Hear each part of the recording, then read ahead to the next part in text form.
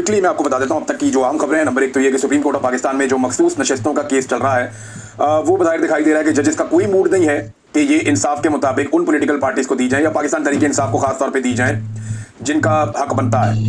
यानी तरीके इंसाफ को लोगों ने वोट डाला था, उन्हीं की मखसूस नशिस्तें हैं, लेकिन माले गनीमत की तरह ये उन जमातों में बांट दी गई जिन्हें लोगों ने मुस्तरद किया था। और अभी भी ऐसा लगता है कि अदलिया बज़िद है कि यही करना है। हालांकि एक फैसला आया था सुप्रीम कोर्ट ऑफ पाकिस्तान के फुल कोर्ट का आया था, 1 साल गुजरने के बावजूद उसके ऊपर अमल दरामद नहीं किया गया। इलेक्शन कमीशन से किसी ने जवाब नहीं मांगा। इस केस में एक बड़ा दिलचस्प मरहला तब आया जब जस्टिस मुसर्रत हलाली साहिबा ने एक सवाल पूछ लिया कि जी हमने तो सिर्फ बल्ले का निशान वापस लिया था। यानी सुप्रीम कोर्ट ऑफ पाकिस्तान में 13 जनवरी 2024 को जो कुछ हुआ उसमें तो सिर्फ बल्ले का निशान वापस लिया गया था। ये ऑर्डर में कहां लिखा है कि पार्टी खत्म हो गई? पार्टी तो आपकी थी। तो इस पे जनाब सलमान अकरम राजा साहब ने जरा तसल्ली करवाई और क्लियर करके बताया कि जो मखसूस नशिस्तों की हमने लिस्टें दी थी 22 दिसंबर को, क्योंकि 24 दिसंबर गालिबन आखिरी दिन था, तो हमें मखसूस नशिस्तों के लिए हमारी लिस्टें वापस कर दी गई। और उसकी वजह यह बताई गई कि those list were return on the ground that PTI is not a political party that can be recognised by the election commission of Pakistan. कि पीटीआई एक ऐसी सियासी जमात ही नहीं है जिसे इलेक्शन कमीशन ऑफ पाकिस्तान जो है वो रिकॉग्नाइज करता हो। ये कहकर हमारी मखसूस नशिस्तें वापस कर दी गई 13 जनवरी के फैसले से पहले ही। तो इलेक्शन कमीशन ऑफ पाकिस्तान ने जैसी डकैती डाली थी 13 जनवरी को, बल्ले का निशान छीनने के फैसले ने उसके ऊपर मोहर सख्त कर दी। ये सारी ज्यादती देखें पाकिस्तान तरीके इंसाफ को जजेस कहते हैं आपने ये छोटा सा नुक्ता मिस कर दिया, ये छोटी सी चीज मिस कर दी। भाई जंग लगी हुई थी उस वक्त पाकिस्तान तरीके इंसाफ के खिलाफ। जो बंदा बाहर आता था उसको उठा के जेल में डाल देते थे, जो बंदा नजर आता था उसको अगवा बराए बयान कर देते थे, लापता कर देते थे, एजेंसियां उठा के ले जाती थी। लोगों की चादर और चारदीवारी का तकद्दुस पामाल हो रहा था। एक जंग जैसी कैफियत में इमरान खान साहब की पार्टी ने इलेक्शन लड़ा है। अब उस पार्टी को कहते हैं जनाब आप जब गए तो आपने ये नुक्ता क्यों मिस कर दिया, वो क्यों मिस कर दिया।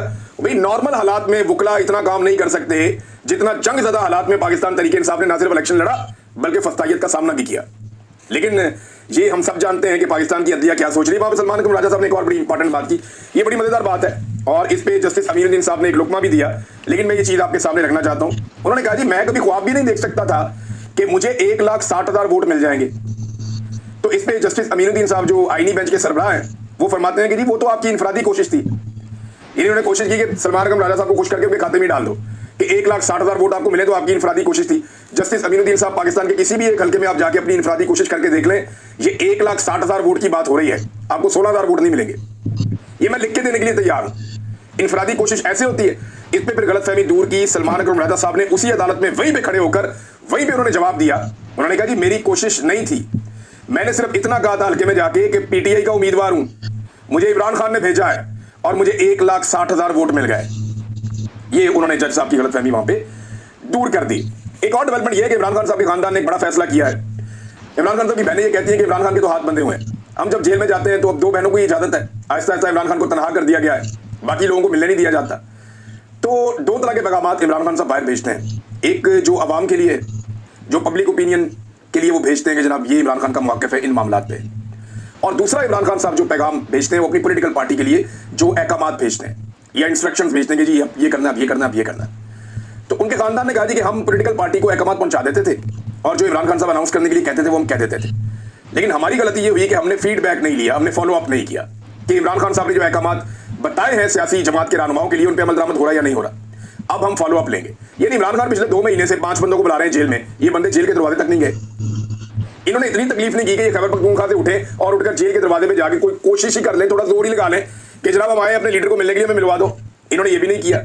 और जब ये सारा कुछ नहीं किया तो इमरान खान की बहनों को लगता है कि उन्हें फॉलो अप करना चाहिए था। जो फॉलो अप उन्होंने नहीं किया वो ये कहते हैं कि जी आइंदा हम फॉलो अप करेंगे। इमरान खान साहब के हवाले से नैब प्रोसिक्यूटर ने, यानी उनका जमानत वाला केस लगा हुआ था ना, अब वो सजा मुअत्तली चाहते हैं, जमानत चाहते हैं, अपील के अंदर जाना चाहते हैं हाई कोर्ट में जो फैसले इमरान खान साहब के खिलाफ दिए गए उनके बारे में। तो इसमें सलमान सफदर साहब ये कह रहे थे कि जब सजा सुनानी होती है तो दिन रात केसेस चलाते हैं और जिस वक्त हम अपील के लिए आते हैं तब हमारे केस लगने नहीं देते, हमारी तारीखें नहीं लगनी। आज नैब का प्रोसिक्यूटर आता है और वो आकर क्या कहता है, वो आकर कहता है जनाब कि मुझे 4 हफ्ते का मजीद टाइम देते, मैं इस केस की तैयारी करके आऊँ। अंदाजा करें आप। और अभी तक अदालत ने कोई तारीख नहीं दी, किसी को कुछ पता नहीं। तो इमरान खान के केसेस जो है वो लटकाए जा रहे हैं बार बार। इसमें अलीमा खान साहिबा ने एक स्टेटमेंट और दिया और ये अली अमीन गंडापुर साहब को अलीमा खान साहिबा का मशवरा था। अलीमा खान साहिबा ने क्या कहा जरा ये आप सुन लें, आपको आइडिया हो जाएगा।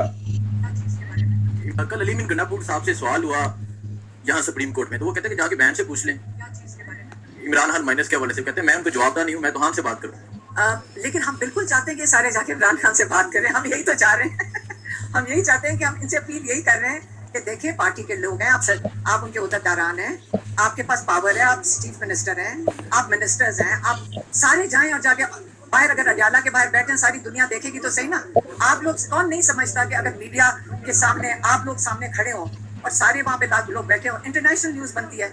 इंटरनेशनल न्यूज बनेगी कि नहीं बनेगी जब आपके सारे एक पूरी पार्टी वहां जाकर बैठ जाए इमरान खान को आइसोलेशन से निकालने के लिए।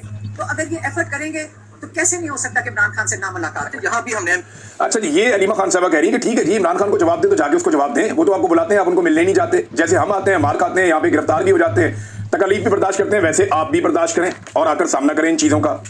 अब ये अलीमा खान साहबा ने कहा, और बात ठीक है, बात गलत नहीं है, लेकिन अली अमीन गंडापुर साहब एक बात के ऊपर मजीद हैं और बार बार ये कह रहे हैं कि मैंने सिर्फ इमरान खान को जवाब देना, मैंने किसी और को जवाब नहीं देना।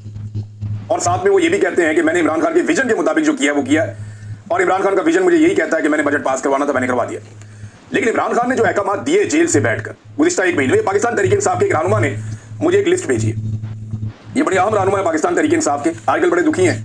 इन्होंने मुझे एक लिस्ट भेजी है, लिस्ट में आपको पढ़ के सुना देता हूँ। 7 चीज़ें उन्होंने भेजी हैं, 8वीं चीज़ मेरे सामने पड़ी हुई है कि इमरान खान साहब ने जेल से क्या अहकाम दिए जिन पर अमल दरामद किया ही नहीं गया। और ये लगभग गुज़िश्ता 1-1.5 माह की बात है, इससे ज़्यादा लंबी बात नहीं है। देखिए, इमरान खान ने तो जेल में ये भी कहा था कि आप 26 नवंबर के कत्लेआम के ऊपर जाकर ये चीज़ें करें, नहीं की गई। उन्होंने ये भी कहा था कि जो लापता हो गए हैं लोग, उनके बारे में डाटा लेकर आए, उनकी फैमिलीज को लेकर आए, नहीं लेकर आए। FIR दर्ज करवाएं, वो भी नहीं हुई। CCTV फुटेज के लिए काम करें, वो भी नहीं हुई। 26 नवंबर के कत्लेआम के ऊपर पूरा जोर लगाएं, किसी ने नहीं लगाया। अदालतों में जाकर पेश हों, कोई भी नहीं गया। तो इमरान खान ने तो बहुत बातें की थी जिनके ऊपर उन्होंने अमल दरामद नहीं किया। ये ज़बानी कलामी इमरान खान को जवाब दे होने वाला मामला तो एक अजीबोगरीब भी लगता है, लेकिन इसमें देखें जो अहकाम इमरान खान साहब के नहीं माने गए वो मैं आपको बाद में बताता हूँ। लेकिन इमरान खान साहब ने एक बड़ी क्लियर चीज़ कही थी और अपने पूरे सियासी करियर में वो ये कहते रहे कि जो सवाबदीदी फंड है इसके ऊपर इमरान खान साहब बहुत तनकीद करते थे। इमरान खान साहब हमेशा ये कहते थे कि सवाबदीदी फंड नहीं होना चाहिए। ये क्या चीज़ है कि आपकी मर्जी, आपने जितने मर्जी पैसे निकाले और खर्च कर दिए, आपसे कोई पूछने वाला ही नहीं है। तो बजट के अंदर सवाबदीदी फंड रख दिया जाता था वजीर आला के लिए, वजीर आजम के लिए, जनाब ये पैसे आपके, जितने मर्जी खर्च करो, आपकी अपनी मर्जी है। अब इमरान खान साहब कहते थे इसको जीरो कर, सवाबदीदी फंड नहीं होना चाहिए। लेकिन अली अमीन गंडापुर साहब की हुकूमत ने जो खबरें इस वक्त सामने आ रही हैं मीडिया पे, उन खबरों के मुताबिक अपने सवाबदीदी फंड को 10 गुना कर दिया है। ये इमरान खान के विजन के मुताबिक इन्होंने बजट पास करवाया। वो कहते हैं ना, हमने इमरान खान के विजन के मुताबिक बजट पास किया है और इमरान खान की सोच को मैं सबसे अच्छा समझता हूँ, ये गंडापुर साहब का दावा है। तो अब आप ये देखें ना कि इमरान खान, यानी हमें तो इमरान खान ने 100 मरतबा कहा है कि सवाबदीदी फंड नहीं होना चाहिए, मैं इसके खिलाफ हूँ। लेकिन इमरान खान का वही वजीर आला जो क्लेम करता है कि मैं इमरान खान के विजन को मुझसे बेहतर कोई नहीं समझता, उसने अपना सवाबदीदी फंड मीडिया की खबरों के मुताबिक 10 गुना कर दिया है। यानी यहाँ पे काम फर्क नहीं आपको नजर आ रहा। साथ ही चीज है, इसके बाद एक और है जो मुझे एक पाकिस्तान तहरीक इंसाफ के रहनुमा ने चीजें भेजी और बड़े दुखी दिल के साथ भेजी। उन्होंने कहा इमरान खान साहब ने जेल से जो अहकाम दिए उन पर अमल दरामद नहीं हुआ। नंबर 1, अफगान मुहाजिरीन को जबरदस्ती निकालने के खिलाफ असेंबली में बहस शुरू करवाएं, नहीं हुई। बजट पेश करने से पहले मुझसे मिले, नहीं मिले। बजट पास करने से पहले मुझसे मिले, नहीं मिले। सलमान अकरम राजा सुप्रीम कोर्ट को खत लिखें, अभी तक तो नहीं हुआ। सुप्रीम कोर्ट में पटिशंस करें, अभी तक तो नहीं हुआ। ड्रोन हमलों के खिलाफ शदीद तरीन एहतजाज रिकॉर्ड करवाएं, अभी तक तो नहीं हुआ। ड्रोन हमले करने वालों के खिलाफ FIR दर्ज करवाएं, एक भी FIR नहीं हुई। ये इमरान खान साहब के वो अहकाम हैं जिनकी खिलाफ वर्जी हो रही है उनकी। अब उनकी फैमिली ये कहती है कि हम फॉलो अप किया करेंगे। इमरान खान तो मजबूर है, उसके हाथ बंधे हुए हैं, वो जेल के अंदर है, लिहाजा अब हम फॉलो अप किया करेंगे। इमरान खान साहब को भी जाकर बताया करेंगे कि फलां को हमने आपका फलां पैगाम दिया था और फलां उसके ऊपर ये नहीं कर रहा। अगर इमरान खान साहब की बहनों को मुलाकात की इजाजत मिलती रही तो, वरना इस पार्टी में इतने ताकतवर लोग मौजूद हैं कि जब चाहते हैं मुलाकातें रुकवा भी देते हैं। अब नाज़रीन, पाकिस्तान तहरीक इंसाफ के वर्कर्स अरकान असेंबली से उलझते रहे जब अरकान असेंबली पहुंचे इस्लामाबाद में, और क्योंकि देखिए बजट के मामले के ऊपर मुशावरत इमरान खान साहब से नहीं हुई और अचानक से बजट पास हो गया। इस पर आवाम को बड़ा गुस्सा और वर्कर जो है वो उलझ रहे हैं कि जनाब आपने ये काम क्यों किया। उमर यूब और अली अमीन वगैरह गए भी अडियाला जेल में, इन्होंने कोशिश की जनाब कि मुलाकात करें इमरान खान से। उन्होंने कहा ये पुरअमन लोग हैं, हम कोई और तो काम कर नहीं सकते, लड़ाई झगड़ा तो नहीं कर सकते, यहाँ पुरअमन बैठेंगे, जेल के वक्त तक के लिए हमें मिलने दिया गया तो ठीक है, नहीं मिलने दिया गया तो फिर वापस चले जाएंगे। अवामी जलसों में जाके बयान देते हैं कि 1 नहीं 2 गोलियां ठोकेंगे। और यहाँ पे आके मैंने देखा कि बड़े अच्छे तरीके से उन्होंने, और अच्छा तरीका ही होना चाहिए, जमहूरी लोग अच्छे तरीके से ही करते हैं सारे काम। ये जो बढ़के हैं और गोलियां मार देंगे और गोलियां चला देंगे और पहली गोली मैं खाऊंगा, ये चीज़ें जो हैं वो किसी और तरफ ले जाती हैं। फिर अवामी जो उमंगे हैं या अवामी उम्मीदें हैं वो आपसे बहुत बढ़ जाती हैं, फिर आप उतने बहादुर साबित नहीं होते तो फिर लोग आपके खिलाफ हो जाते हैं। जुनैद अकबर साहब मैदान में आ गए, थोड़ा देर से आए, लेकिन उनका स्टेटमेंट मैं आपको बता देता हूँ। वो जनाब इस बात पर परेशान है कि उनके खिलाफ क्यों मीडिया में खबरें चल रही हैं। उन्होंने कहा जी मैंने कहा था कि मुझे नहीं पता कि खान साहब ने बजट के मुतालिक क्या कहा है और किस बुनियाद पर कहा है, इसलिए मैं किसी फैसले का हिस्सा नहीं बनता। खान साहब तक मेरी रिसाई नहीं है। मैंने कहा जिन लोगों को खान साहब ने ये बात बताई है, इन लोगों को बजट पास करने से पहले उसी शिद्दत से बात करनी चाहिए थी ताकि बजट पास ना होता। रोला पड़ा हुआ था पूरे पाकिस्तान में, आप लोग सारे गायब थे, जुनैद अकबर साहब उस वक्त कि बजट पास करने के बाद सबको पता था कि कल बजट आ रहा है।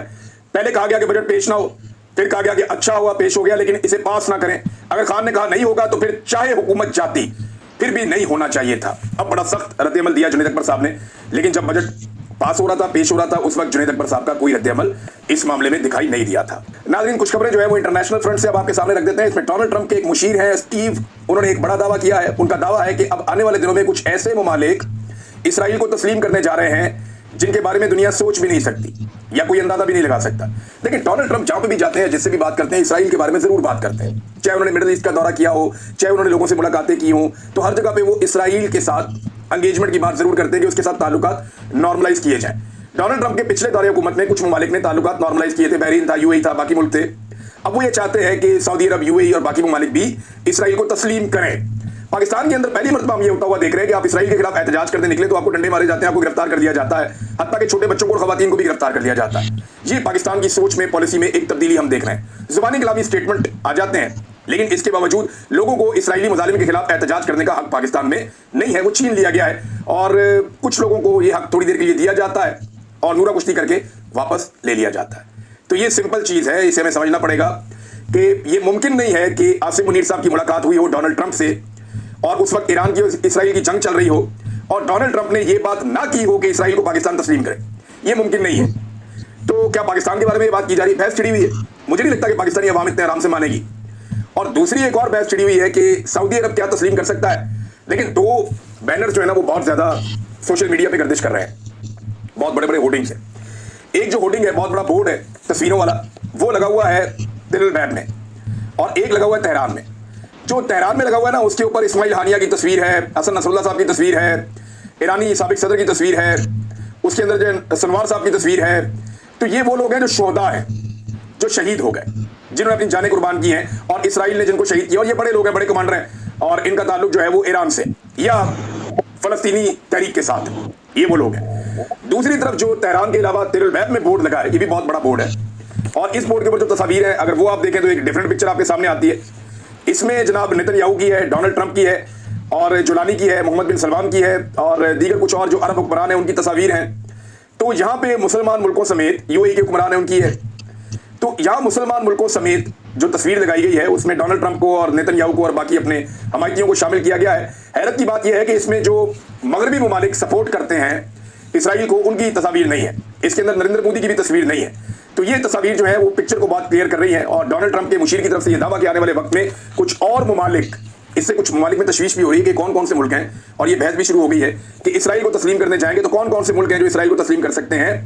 अभी इसके बारे में कुछ पता नहीं है।